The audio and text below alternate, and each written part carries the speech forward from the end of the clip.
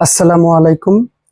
শুধু প্রশাসন নয়, পুরো সরকারটাই বিএনপির হয়ে যাচ্ছে বলে অভিযোগ করেছেন জাতীয় নাগরিক পার্টির জ্যেষ্ঠ যুগ্ম আহ্বায়ক সামান্তা শারমিন। দেখেন, আপনি অভিযোগটা করেছেন যে এইটাই কিন্তু 100% আমরা সহমত, কিন্তু হয়ে যাচ্ছে না। আপনাকে বলতে হতো যে হয়ে গেছে। শুধু প্রশাসন নয়, পুরো সরকারটাই বিএনপির হয়ে গেছে, এইরকম বললে আরো আমরা খুশি হতাম। দেখেন, এর পেছনে আমি যে কথাটা বললাম, এর পেছনে কারণ আছে কেন বিএনপির হয়ে গেছে। আমি বললাম, দেখেন, অনেক আগে থেকে কিন্তু এনসিপি অভিযোগ করতেছে, এনসিপি নেতা কর্মীদের উপর হামলা হচ্ছে। তারা অভিযোগ করতেছে যে প্রশাসন বিএনপির হয়ে কাজ করছে। এখন সরকার, পুরো সরকারটাই কেন বিএনপির হয়ে গেছে আমি বললাম। আর সামান্তা শারমিন বলেছেন যে হয়ে যাচ্ছে। আপনি খেয়াল করে দেখবেন, শুধুমাত্র একটি দল, মানে বিএনপি কিন্তু শুধু চাচ্ছে যে সংস্কার না হোক, আগে নির্বাচন হোক, ডিসেম্বরে নির্বাচন হোক, এরকম দাবি কিন্তু শুরু থেকে বিএনপি তুলেছিল। এবং সব দলেই কিন্তু বিএনপি বাদে সব দলেই তুলেছিল যে আগে সংস্কার পরে নির্বাচন, এরকম দাবি তুলেছিল না। কিন্তু দেখেন, সব দাবি উপেক্ষা করে ডক্টর ইউনূস কিন্তু ঘোষণা দিয়েছিল যে ডিসেম্বর থেকে জুনের মধ্যেই নির্বাচন। এখন ডক্টর ইউনূসের মূল, মানে যে ডক্টর ইউনূসের মূল কিন্তু বিএনপি, তিনি কিন্তু আগাগোড়াই একজন বিএনপি সাপোর্টার। এছাড়া আসিফ নজরুল সেখানে বসে আছে। সেখানে দেখেন, শুধু প্রশাসন নয়, সরকারটাই বিএনপির হয়ে যাচ্ছে, হয়ে গেছে। কিভাবে দেখেন, আসিফ নজরুল সেখানে বসে আছে। দেখেন, টিকটিকিও কিন্তু ঠিক ঠিক বলতেছে, তার মানে আমার কথা ঠিক।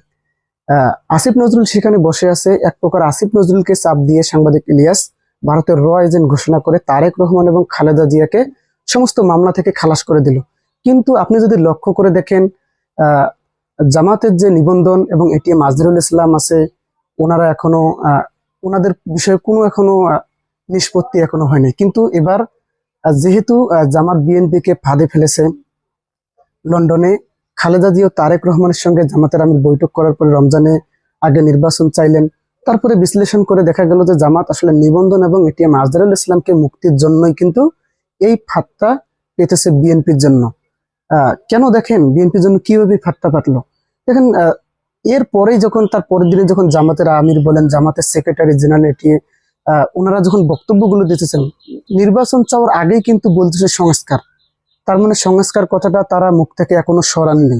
কারণ যদি কোনো কারণে বিএনপি এবং ডক্টর ইউনূস বলেন, আসিফ নজরুল বলেন বেইমানি করে, জামাতকে দিয়ে তো বলিয়ে নিলেন যে রমজানের আগে নির্বাচন চাই, যদি বেইমানি করে তারা, যদি নিবন্ধন এবং এটিএম আজহারুল ইসলাম ভাইকে মুক্তি না দেয়, তাহলে তারা কিন্তু আবারও জনগণে চালু করে দেবে আগে সংস্কার তারপরে নির্বাচন।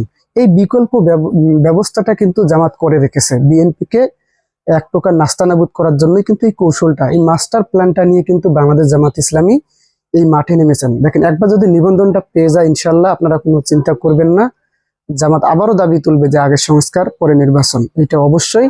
তবে যদিও নির্বাচন দেয়, যদি নির্বাচন চায় সমস্যা নাই, কিন্তু আগে তারা অবশ্যই চাবে যে আগে স্থানীয় এবং গণপরিষদ নির্বাচন চাই। দেখেন, জামাত কিন্তু শুরু থেকেই এনসিপি বলেন বা যে জনগণ যেগুলো চাচ্ছে, এগুলোই কিন্তু জামাতের দাবি।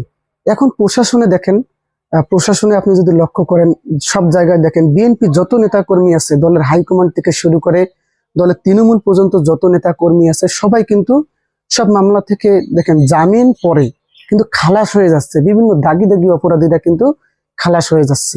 দেখেন, প্রশাসনে শুধু নয়, এখন সরকারের ভেতরেও কিন্তু বিএনপি ঢুকে গেছে। এটা কিন্তু আসলে কৌশল। দেখুন, ডক্টর ইউনূসকে অবশ্যই ছাত্ররা বসিয়েছে, শুধু নির্বাচনের জন্য কি বসিয়েছে? কিন্তু না, ডক্টর ইউনূস তারপরেও এটা শুনতেছে না। তারপরেও তিনি ডিসেম্বর থেকে জুনের মধ্যেই নির্বাচন দেবে বলে ঘোষণা করেছেন। তিনি কৌশলে বিএনপিকে দিয়ে জামাতকে রাজি করালেন। এখন এনসিপি কেও কিন্তু এক প্রকার রাজি করেছেন। আপনারা এনসিপির একজন মুখ্য যুগ্ম একজন মুখ্য সমন্বয়ক কিন্তু বলেছেন যে আগামী জুনের মধ্যে আমরা নির্বাচন চাই। আপনারা যদি দেখে থাকেন, দেখে নেবেন, ডিবিসি নিউজের সম্ভবত ভিডিওটি প্রচার করা হয়েছে। দেখেন, এখন কিন্তু সব এর পিছনে কিন্তু আসলে কারিগর কিন্তু ডক্টর ইউনূস এবং আসিফ নজরুলও কিন্তু এতে সম্মতি প্রদান করেছে। যেমন ঐক্যমত কমিশনে দেখেন, আপনি সব জায়গায় লক্ষ্য করবেন, ঐক্যমত কমিশনে সবারই মত যখন আলাদা একই, কিন্তু বিএনপির মতটা আলাদা। কিন্তু তারপরেও ঐক্যমত কমিশন বলেন, সংস্কার কমিশন বলেন, তারা বিএনপির একটা দলেরই মতকে গ্রহণযোগ্য মনে করতেছে। দেখেন এনসিপি, এই যে আমাদের রাষ্ট্রপতি আওয়ামী লীগের দোসর বলা হয়, ওনাকে চুন্নু না কি যেন নাম, আমি ওনার নামটাই বললাম না, ওনাকে অপসারণ করার জন্য এনসিপি সব ছাত্ররা বলেন সমস্ত রাজনৈতিক দলের একত্রিত হয়ে একটা দাবি করলেন যে রাষ্ট্রপতিকে অপসারণ, পদত্যাগ চাই রাষ্ট্রপতির। কিন্তু সেখানে একমাত্র ভেটো দিল কিন্তু বিএনপি। এটা আপনারা অবশ্য বুঝেছেন, দেখেছেন, জেনেছেন। এই কৌশলগুলো খাটিয়ে আপনারা ভেবে দেখবেন, আসলে প্রশাসনে শুধু নয়, আসলে সরকারও বিএনপি ঢুকে গেছে না, অনেক আগেই ঢুকে বসে আছে। এটা একটা কৌশল, জনগণকে দেখানোর জন্য এটা একটা কৌশল।